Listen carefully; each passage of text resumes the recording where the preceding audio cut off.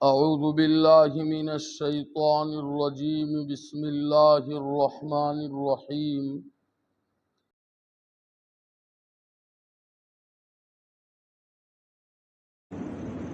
الحمد والسلام على عباده الذين اصطفى أما بعد أعوذ بالله من الشيطان الرجيم بسم الله الرحمن الرحيم الحمد لله رب العالمين الرحمن الرحيم مالك يوم الدين إياك نعبد وإياك نستعين اهدنا الصراط المستقيم صراط الذين أنعمت عليهم غير المغضوب عليهم ولا الضالين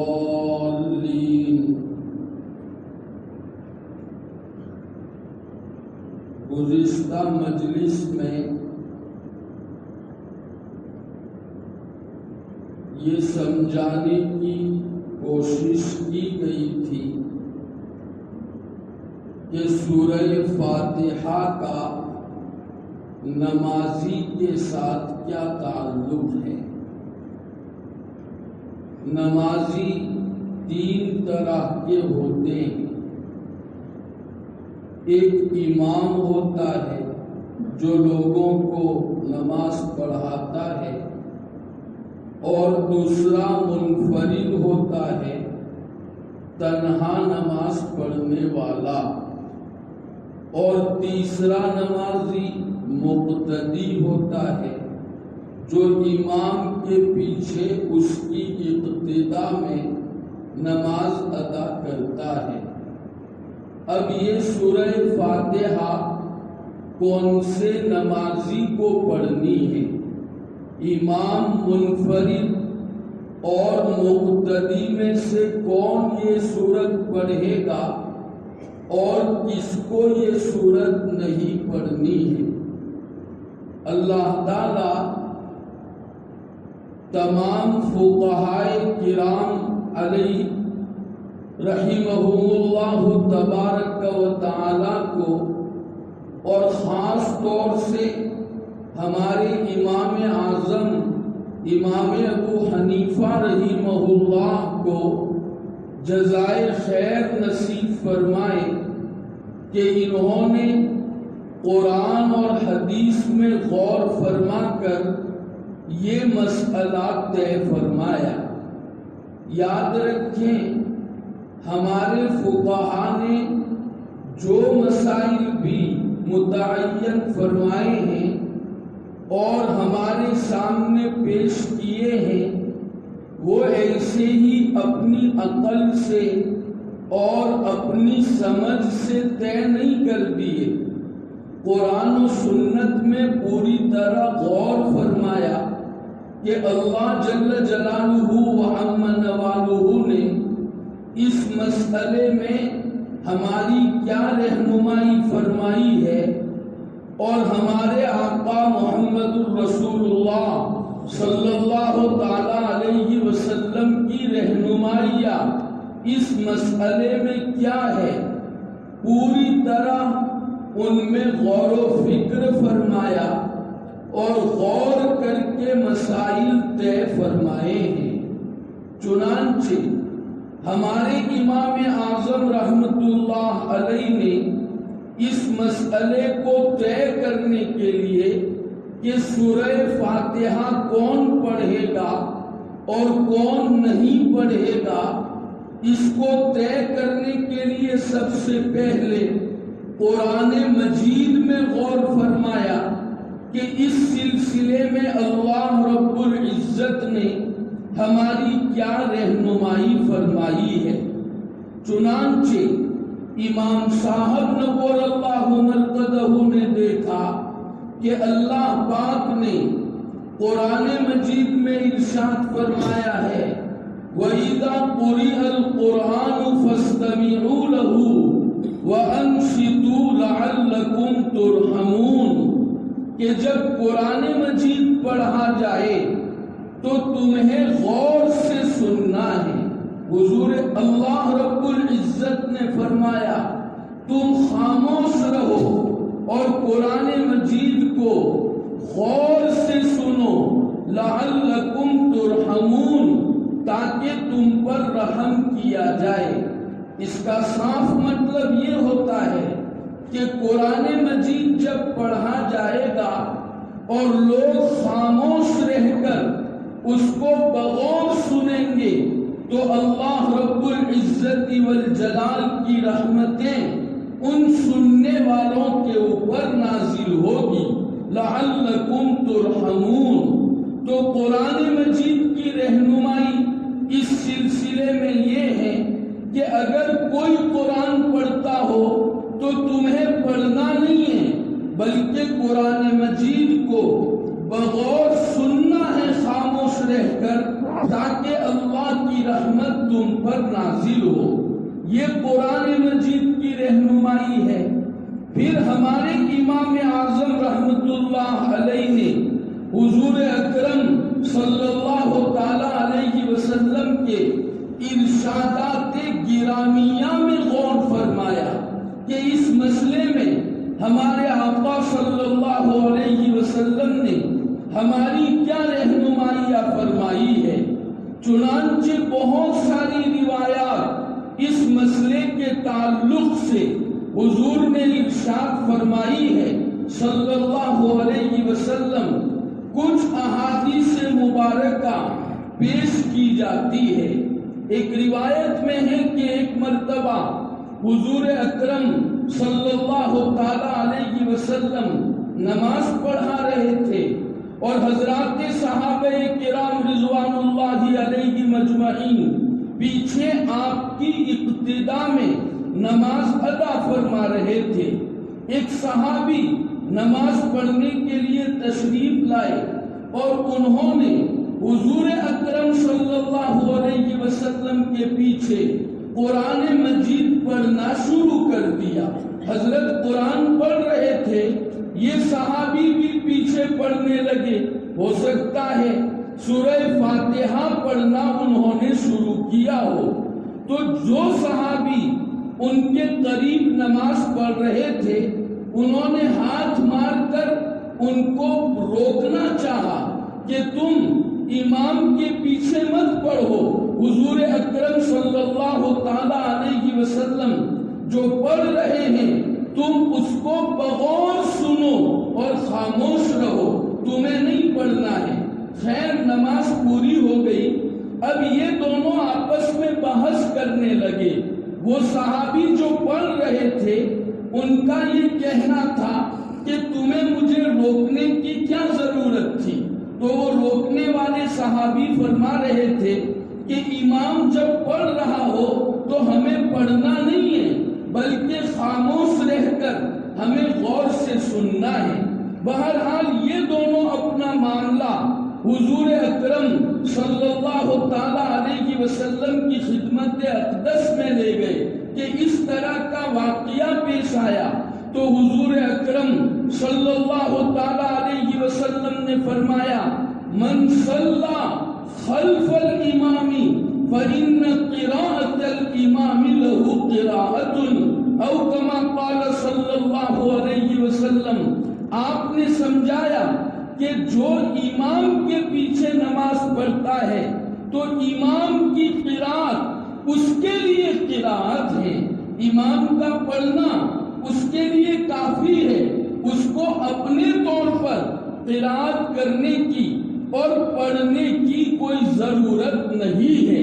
نبی کریم صلی اللہ تعالی علیہ وسلم نے بہت واضح طور پر اس مسئلے کو سمجھایا کہ جب میں امام تھا پڑھ رہا تھا تو تمہیں میرے پیچھے پڑھنے کی کوئی ضرورت نہیں تھی، اس لیے کہ میرا پڑھنا تمہارے لیے کافی ہے۔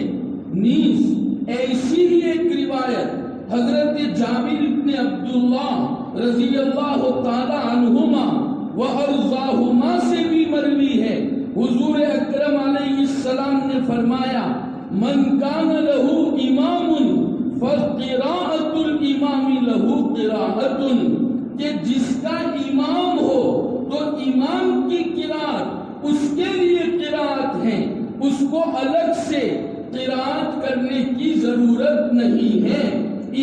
کا پڑھنا اس کے لیے کافی ہے۔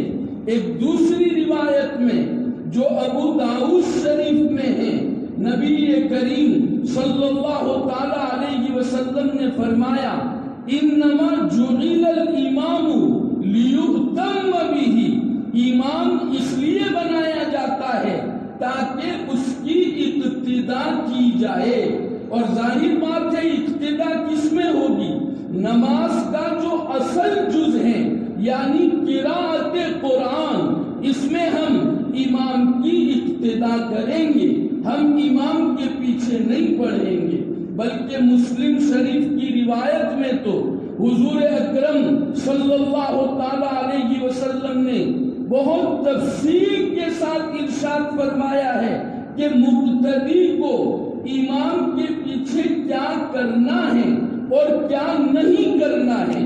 چنانچہ ایک طویل روایت ہے، حضور اکرم صلی اللہ علیہ وسلم نے فرمایا جب تم باجماعت نماز پڑھنے کا ارادہ کرو تو تم اپنی صفیں درست کر لو، مل مل کر کھڑے رہو، بیچ میں جگہ نہ چھوڑو اور بالکل سیدھ میں کھڑے رہو۔ اس کے بعد حضور اکرم علیہ السلام نے تفصیل فرمائی اذا کبر الامام فکبروا، جب امام اللہ اکبر کہے، تکبیر کہے، فکبروا، تم بھی تکبیر کہو۔ امام کے فوراً بعد ہمیں بھی تکبیر کہنی ہے۔ پھر حضور اکرم علیہ السلام نے فرمایا وَإِذَا رَكَعَ الْإِمَامُ فَارْكَعُوا، جب امام رکوع کرے تو تم بھی رکوع کرو، جب امام سجدہ کرے تو تم بھی سجدہ کرو۔ امام سے پہلے رکوع اور سجدے میں نہ جاؤ۔ حضور اکرم علیہ السلام نے یہ بھی فرمایا جب امام رکوع سے سر اٹھائے تم بھی اٹھاؤ، جب امام سجدے سے سر اٹھائے تم بھی سر اٹھاؤ، جب امام قاعدے سے قیام کے لیے کھڑا ہو تم بھی امام کے فوراً بعد کھڑے ہو جاؤ۔ حضور اکرم علیہ السلام نے ان تفصیلات بیان کرتے ہوئے یہ ارشاد فرمایا وَإِذَا قَرَأَ الْإِمَامُ فَأَنصِتُوا، حضور اکرم علیہ السلام نے صاف فرمایا کہ جب امام قرات کرے تو تم خاموش رہو۔ گویا امام کے ساتھ قیام، رکوع، سجدہ، قومہ، جلسہ تمہیں سب کرنا ہے، تسبیحات بھی پڑھنی ہے، لیکن یاد رکھنا وَإِذَا قَرَأَ الْإِمَامُ فَأَنصِتُوا، جب امام قرات کرے تو تمہیں قرات نہیں کرنی ہے بلکہ تمہیں خاموش رہنا ہے اور امام کی قرات کو تمہیں بغور سننا ہے۔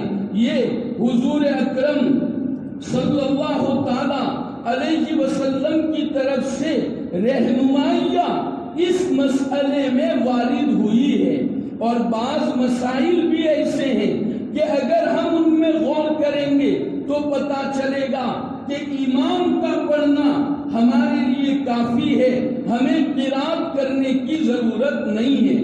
مثلا ایک مسئلہ ہے، امام نماز پڑھا رہا ہے اور وہ رکوع میں چلا گیا، کوئی مقتدی آیا، اس نے اقتدا کی اور امام کے ساتھ اس کو رکوع مل گیا تو وہ پوری رکعت کو پانے والا سمجھا جاتا ہے۔ خود روایت میں حضور اکرم علیہ الصلوۃ والتسلیم نے یہ ارشاد فرمایا ہے جس نے امام کے ساتھ رکوع پا لیا اس نے پوری رکعت پا لی، حالانکہ اس نے تو سورہ فاتحہ بھی نہیں پڑھی، سورت بھی نہیں پڑھی، وہ تو امام جب رکوع میں تھا تب امام کے ساتھ شریک ہوا، پھر بھی وہ پوری رکعت کو پانے والا اس لیے سمجھا جاتا ہے کہ امام کی قرات اس کی قرات ہے۔ چنانچہ ایک روایت میں آیا ہے کہ حضرت ابو بکرہ رضی اللہ تعالی عنہ، یہ ایک صحابی ہے، ایک مرتبہ مسجد میں نماز پڑھنے کے لیے تشریف لائے۔ حضور اکرم صلی اللہ تعالی علیہ وسلم رکوع میں تشریف لے گئے تھے۔ انہوں نے سوچا کہ اگر میں صف میں جاؤں گا تو وہاں تک جاتے جاتے میری رکعت چھوٹ جائے گی۔ حضور اکرم صلی اللہ تعالی علیہ وسلم کے ساتھ مجھے رکعت نہیں ملے گی، تو وہ صف میں نہیں آئے بلکہ مسجد میں داخل ہوتے ہی بہت دور اللہ اکبر کہہ کر وہ رکوع میں چلے گئے تاکہ حضور اکرم صلی اللہ علیہ وسلم کے ساتھ یہ رکعت مل جائے۔ جب حضور اکرم علیہ السلام نماز سے فارغ ہوئے، حضرت ابو بکرہ رضی اللہ تعالی عنہ کو ہمارے آقا صلی اللہ تعالی علیہ وسلم نے بلایا اور فرمایا، ابو بکرہ تم نے ایسا کیوں کیا کہ صف میں آئے نہیں اور دور ہی تنہا تم نے امام کی اقتدا کر لی اور رکوع میں چلے گئے؟ فرمانے لگے، حضرت میرے دل میں یہ حرص اور یہ اشتیاق تھا کہ آپ کے ساتھ مجھے رکعت مل جائے۔ تو حضور اکرم صلی اللہ تعالی علیہ وسلم نے کیا فرمایا؟ زادک اللہ حرصا ولا تعد۔ دو باتیں حضور اکرم علیہ السلام نے ارشاد فرمائی۔ ایک تو یہ فرمایا اللہ تعالیٰ تمہاری حرص میں اور تمہارے شوق میں اور اضافہ فرمائے۔ یہ شوق بہت اچھی چیز ہے، لیکن فرمایا ولا تعد، آئندہ ایسا مت کرنا، صف میں مل کر ہی نماز ادا کرنا، سب سے دور تنہا نماز مت پڑھنا۔ دیکھیے نبی کریم صلی اللہ تعالی علیہ وسلم نے جو اصلاح کا کام تھا وہ فرمایا، لیکن یہ نہیں فرمایا کہ تمہاری رکعت ہی نہیں ہوئی چونکہ تم تو قیام میں آئے نہیں تھے، تم نے نہ سورہ فاتحہ پڑھی نہ سورت پڑھی۔ ایسا حضور اکرم صلی اللہ تعالی علیہ وسلم نے نہیں فرمایا۔ اس کا صاف مطلب یہ ہوا کہ امام کی قرات یہ مقتدی کے لیے کافی ہو جاتی ہے، مقتدی کو الگ سے پڑھنے کی ضرورت نہیں ہے۔ پھر دوسری بات یہ ہے کہ ایک روایت میں حضور اکرم صلی اللہ تعالی علیہ وسلم نے ارشاد فرمایا، اذا قال الامام غیر المغضوب علیہم ولا الضالین فقولوا آمین۔ حضور اکرم علیہ السلام نے فرمایا جب امام غیر المغضوب علیہم ولا الضالین پڑھے تو تم آمین کہو۔ حضور نے یہ نہیں فرمایا جب تم اپنی سورہ فاتحہ پڑھ چکو اور تم غیر المغضوب علیہم ولا الضالین پڑھو تو آمین کہو، بلکہ فرمایا امام جب پڑھے تو تم آمین کہو۔ اس کا صاف مطلب یہ ہوا کہ امام کو پڑھنا ہے، مقتدیوں کو نہیں پڑھنا ہے۔ اور اگر غور کیا جائے تو ہماری عقل بھی یہی تقاضا کرتی ہے کہ مقتدی کو امام کے پیچھے نہیں پڑھنا چاہیے۔ کیوں نہیں پڑھنا چاہیے؟ میں نے بتایا تھا کہ یہ سورہ فاتحہ اللہ کے دربار میں ایک درخواست ہے۔ بندہ اللہ تعالیٰ کی تعریف کرتا ہے اور اللہ کے معبود ہونے کا اقرار کرتا ہے، پھر اللہ کے دربار میں درخواست کرتا ہے اہدنا الصراط المستقیم، اے اللہ ہمیں صراط مستقیم کی ہدایت فرما۔ تو درخواست ہے، اور جب کسی بڑے کے یہاں کوئی درخواست پیش کی جاتی ہے تو اس کا طریقہ کیا ہوتا ہے ہم سب جانتے ہیں۔ ہم ایک کاغذ پر اپنی درخواست لکھتے ہیں اور سارے حضرات اس کے اوپر دستخط کرتے ہیں، اور پھر اس بڑے آدمی اور حاکم کے پاس ہم جاتے ہیں تو کیا سب بات کرتے ہیں؟ ظاہر بات ہے ایک ہی آدمی بات کرتا ہے اور اس کی بات سب کی بات سمجھی جاتی ہے، اس لیے کہ سب نے اس کے اوپر دستخط کیے ہیں۔ بڑے آدمی کے دربار میں جانے کے جو آداب ہیں وہ تو سب اپنائیں گے۔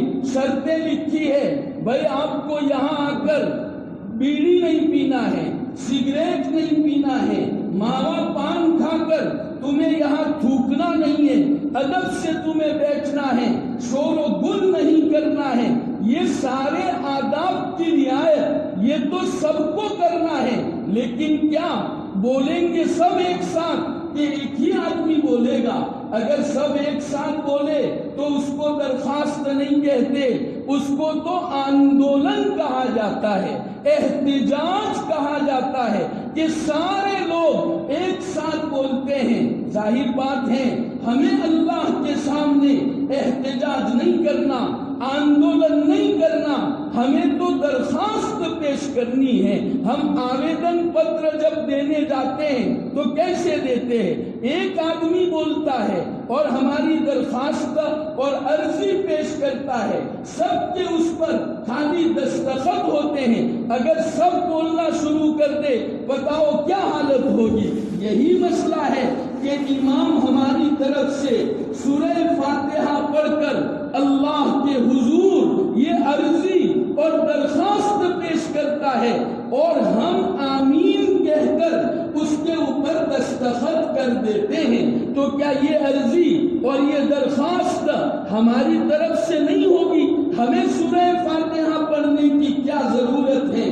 بہرحال ان ساری رہنمائیوں کے پیش نظر ہمارے امام اعظم نے یہ فیصلہ فرمایا کہ جو آدمی تنہا نماز پڑھے گا اسے تو سورہ فاتحہ پڑھنا ہے، امام بن کر پڑھتا ہے اسے بھی سورہ فاتحہ پڑھنا ہے، لیکن یہ بے شمار نصوص اور قرآن و احادیث کی ہدایات ہمیں اس بات کی رہنمائی کرتی ہے کہ امام کے پیچھے جب ہم نماز پڑھ رہے ہو تو ہمیں غور سے امام کی قرات کو سننا ہے، ہمیں ان کے پیچھے قرات نہیں کرنا ہے۔ اس لیے یہ مسئلہ طے ہوا ہے۔ اسی طرح ہر مسئلہ ہمارے فقہا نے قرآن و سنت میں غور کر کے طے کیا ہے۔ بھئی یہ بات تو یقینی ہے کہ اللہ رب العزت نے قرآن و سنت کی جو فہم اور سمجھ ان کو عطا فرمائی تھی، کیا ایسی فہم اور ایسی سمجھ ہمارے پاس ہو سکتی ہے؟ ہم رات دن قرآن و سنت میں رہتے ہیں، کتابیں پڑھتے ہیں، لیکن ہم اس بات کا اعتراف کرتے ہیں مسجد میں بیٹھ کر، قرآن مجید کے سامنے بیٹھ کر ہم اس بات کا اعتراف کرتے ہیں کہ وہ جو قرآن و سنت سمجھ سکے ہیں، سوال ہی نہیں ہوتا کہ ہم یا ہمارے جیسا کوئی اور آج کے علماء قرآن و سنت کو سمجھ سکے۔ بعض مرتبہ کچھ فرقوں کی طرف سے ہمیں بہکایا جاتا ہے، بعض جزئی مسائل کو لے کر ہمارا دماغ خراب کیا جاتا ہے اور ہم ان کے اوپر اعتماد کر لیتے ہیں۔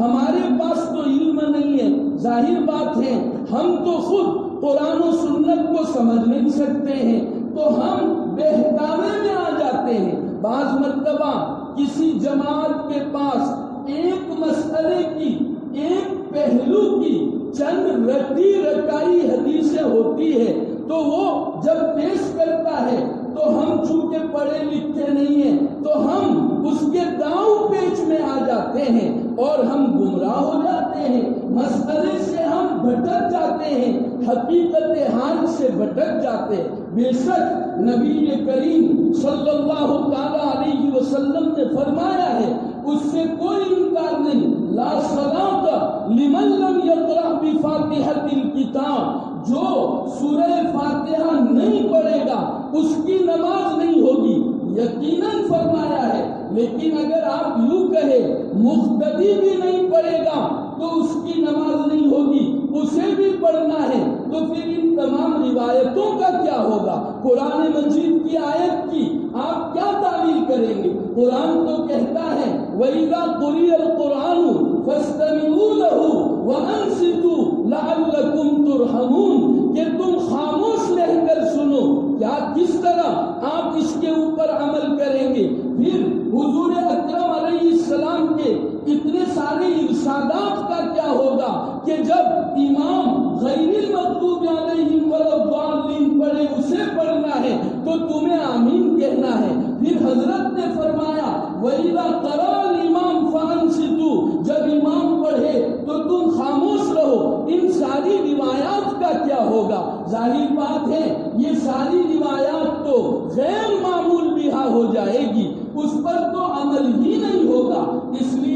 لا صلاۃ لمن لم یقرأ بفاتحۃ الکتاب، بے شک ہے امام کو پڑھنا ہے، منفرد کو پڑھنا ہے، مقتدی نہیں پڑھے گا، چونکہ امام کا پڑھنا یہ اس کا پڑھنا ہے۔ حضور اکرم صلی اللہ علیہ وسلم نے صاف فرمایا ہے، ہمیں ضرورت پیش آئی ہے کہ اس طرح کے مسائل بھی ہم آپ کے سامنے بیان کریں، اس لیے کہ لوگ بغیر سوچے سمجھے بعض مرتبہ جس طرح چاہتے ہیں کسی کی بات سن کر اس پر عمل کر لیا کرتے ہیں۔ میں انشاءاللہ اس طرح کے مسائل اس مجلس میں موقع بموقع پیش کروں گا تاکہ آپ کو پتا چلے کہ ہمارے فقہا نے جو بھی مسائل طے فرمائے ہیں وہ اپنی قیاس سے نہیں کیے ہیں، یہ سراسر الزام ہے اور غلط بات ہے جو یہ کہا جاتا ہے کہ یہ تو ان کی سمجھ میں جو آتا ہے کرتے ہیں، قرآن و سنت کی طرف ان کی نظر نہیں ہوتی، یہ بہت غلط الزام ہے۔ آپ ایسے لوگوں کے شکنجے میں نہ آئے اور اپنی شریعت پر عمل کو آپ بالکل برباد نہ کریں۔ ایک ایک مسئلہ اگر میں واضح کروں کہ کیسی انہوں نے محنتیں فرمائی ہمارے فقہا نے، اور جہاں تک ہو سکے قرآن اور تمام احادیث پر عمل کرنے کی کیسی محنتیں فرمائی، تو آپ دنگ رہ جائیں گے کہ کیسی انہوں نے قربانیاں دی۔ اللہ رب العزت ان قربانیوں کو قبول فرمائے ہماری طرف سے اور پوری امت کی طرف سے، اللہ ان کو جزائے خیر نصیب فرمائے۔ تو بہرحال سورہ فاتحہ کے تعلق سے ہمیں کیا کرنا ہے اس کی میں نے تفصیل عرض کی۔ اب ہم سورہ فاتحہ کی تفسیر کا آغاز کرتے ہیں، چنانچہ سب سے پہلے الحمدللہ رب العالمین یہ بندہ پڑھتا ہے۔ تمام تعریفیں اس اللہ کے لیے ہیں جو سارے جہانوں کا پالنہار اور پروردگار ہے۔ دنیا میں اگر ہم کسی چیز کی تعریف کرتے ہیں تو وہ در حقیقت اللہ ہی کی تعریف ہوتی ہے، چونکہ ساری کائنات کو بنانے والا، اس کو پیدا کرنے والا اللہ ہی ہے۔ جیسا کہ مثلا کوئی اچھا گھر بنا ہے، آپ اس گھر کی تعریف کرتے ہیں کہ یہ گھر بہت اچھا ہے، تو حقیقت میں وہ گھر کی تعریف نہیں ہے، گھر بنانے والے کی تعریف ہے۔ تو جس نے اس کائنات کو پیدا کیا اور ہر چیز کو وجود عطا فرمایا، در حقیقت وہ تعریف اسی کی تعریف ہے۔ پھر اللہ کی یہ صفت ذکر فرمائی رب العالمین، یہ در حقیقت دلیل ہے۔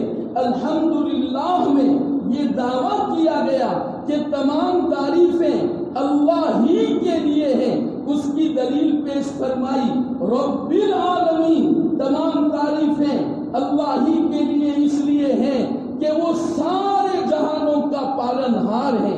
جتنے بھی جہان ہیں، چاہے وہ انسان کا جہان ہو، جنات کا جہان ہو، دریا سمندر نہروں کا جہان ہو، سورج چاند ستاروں کا جہان ہو، جانوروں کا جہان ہو، جتنے بھی جہان اس کائنات میں ہیں ان تمام کا پروردگار صرف اور صرف اللہ تعالیٰ ہے، اس لیے تمام تعریفیں اللہ ہی کے لیے ہیں۔ اس میں ہمارے لیے کیا پیغام ہے اور ہمیں اللہ کی طرف سے کیا سکھایا جاتا ہے، انشاءاللہ آئندہ مجلسوں میں اس سلسلے میں قدر کلام کیا جائے گا۔ اللہ رب العزت ہمیں صحیح سمجھ نصیب فرمائے، صراط مستقیم پر اللہ ہمیں گامزن فرمائے، بھٹکنے سے بہک جانے سے اللہ ہماری حفاظت فرمائے۔ یہ موجودہ دور بڑا نازک اور بڑا سنگین دور ہے، اپنے آپ کو بالکل چوکنا رکھنے کی ضرورت ہے۔ منٹوں میں آدمی اپنی لائن چھوڑ دیتا ہے، صراط مستقیم سے بہک جاتا ہے۔ جب بھی کسی مسئلے میں کوئی شبہ پیدا ہو جائے، کوئی غلط بات کسی کی طرف سے ہم سن لیں، ہمارے دماغ میں آ جائے، فوراً ہمیں علماء حق کی طرف رجوع کرنا چاہیے. ہم اپنے طور پر بالکل کوئی فیصلہ نہ کریں. اللہ رب العزت نے اہل علم کو انبیاء کے وارثین قرار دیا ہے. آپ جب ان کے پاس جائیں گے تو جو شبہ آپ کے دل میں پیدا ہوا ہے وہ یقیناً رفع ہو جائے گا. اللہ رب العزت ہمیں صحیح سمجھ نصیب فرمائے اور گمراہی سے اللہ ہماری پوری حفاظت فرمائے. آمین. وآخر دعوانا ان الحمدللہ رب العالمین. درود شریف اللهم لك الحمد كله ولك الشكر كله وإليك يرجع الأمر كله. اللهم لا نحصي ثناء عليك أنت كما أثنيت على نفسك. اللهم صل على سيدنا ومولانا محمد وعلى آل سيدنا ومولانا محمد وبارك وسلم يا أرحم الراحمين ويا أكرم الأكرمين ويا ذا الجلال والإكرام ويا راحم المساکین. اے اللہ ہم آپ کے بہت کمزور خطا کار اور سیاہ کار بندے ہیں. اے اللہ گناہ کرتے کرتے جسم بھی دیدار ہو گیا, بدن سر کے بال سفید ہو گئے. اے اللہ بڑی ندامت اور حسرت کے ساتھ آپ کے دربار عالی میں مغفرت و رحمت کی بھیک مانگنے کے لیے آئے ہیں. اے اللہ ہمیں اپنے فضل سے معاف فرما دیجئے. اے اللہ اپنے فضل سے معاف فرما دیجئے. پوری امت مسلمہ کی مغفرت فرما دیجئے. اے اللہ ہماری اپنی کمزوری کا لحاظ کرتے ہوئے اے اللہ ہماری کوتاہیاں معاف فرما دیجئے. اے اللہ صراط مستقیم پر ہمیں گامزن فرما دیجئے. اے اللہ بھٹکنے سے, بہکنے سے, گمراہ ہونے سے اے اللہ ہماری پوری حفاظت فرما دیجئے.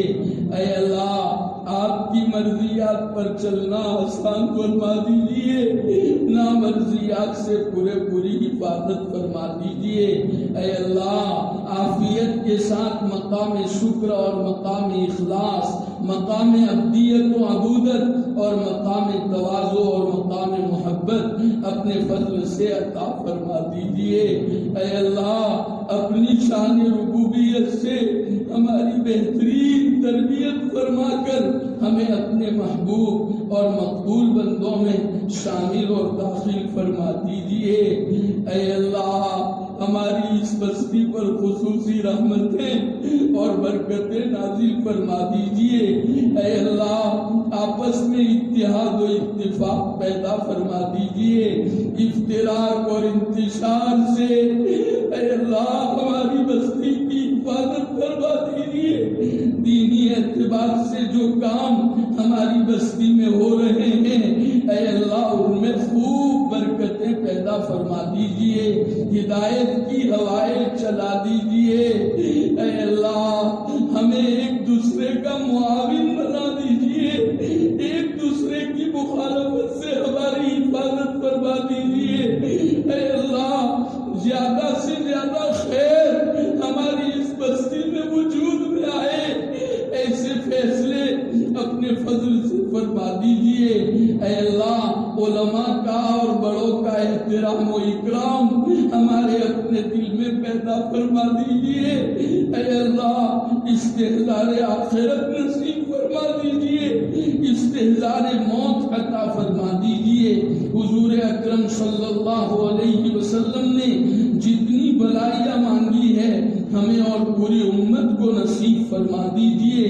جن شرور سے پناہ چاہی ہے ہماری اور پوری امت کی پوری حفاظت فرما دیجئے. اے اللہ ہم کبھی آپ سے مانگ کر محروم نہیں ہوئے ہیں, اس مرتبہ بھی اور آئندہ بھی کبھی محروم نہ فرمائیے. وصلی اللہ علی النبی الکریم برحمتک یا ارحم الراحمین. آمین بحرمت سید المرسلین صلی اللہ علیہ وسلم.